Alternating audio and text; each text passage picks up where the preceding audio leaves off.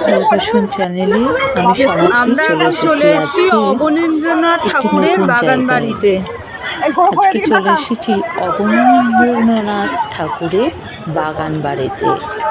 অবনীন্দ্রনাথ ঠাকুর হলো রবীন্দ্রনাথ ঠাকুরের ভাইপো ও গুণেন্দ্রনাথ ঠাকুরের ছেলে।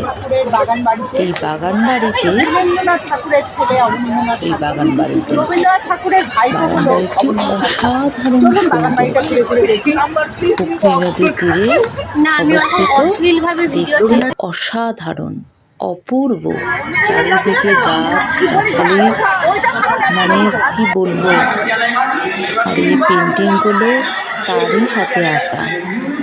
এত গুণী মানুষ ছিলেন। এইগুলো এসব দেখে খুব ভালো লাগছে। আজকের দিনটা খুব ভালো কেটেছে। একবার পারলে আপনারা যাবেন। কেউ যদি কোন্নগরে স্টেশন নামেন, কোন্নগর স্টেশন থেকে টোটো ধরে অবনীন্দ্রনাথ ঠাকুরের বাগান বাড়ি যাব বললেই নিয়ে চলে যাবে।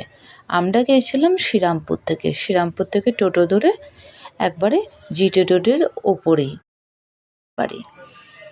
যে কাঁঠাল গাছটির তলায় বসে উনি ছবি আঁকতেন, বই লিখতেন, সেই কাঁঠাল গাছটি এখনও আছে। দেখতে খুব ভালো লাগলো, মন ভরে গেল। এত সুন্দর জায়গা এখন কোথায় মেলে? এই যে প্রকৃতির ঐতিহ্য কোথায় এখন দেখা যায়? ঐতিহাসিক আর চারিদিকে প্রকৃতির সমাহার, গাছে গাছে ভরে উঠেছে প্রকৃতি। আর আজকে দেখেছেন কত লোকজনের সমাহার, সবাই দেখতে এসছে, ঘুরতে এসছে। বাড়ির কাছে এত সুন্দর জায়গা, মানে ভাবাই যায় না। রবীন্দ্রনাথ, শুনেছি নাকি রবীন্দ্রনাথ ঠাকুরও কয়েকবার। খুব ভালো লাগলো এইসব জায়গা দর্শন করতে পেরে। এটা তো ভাগ্যের ব্যাপার, এইসব জায়গা দর্শন করা।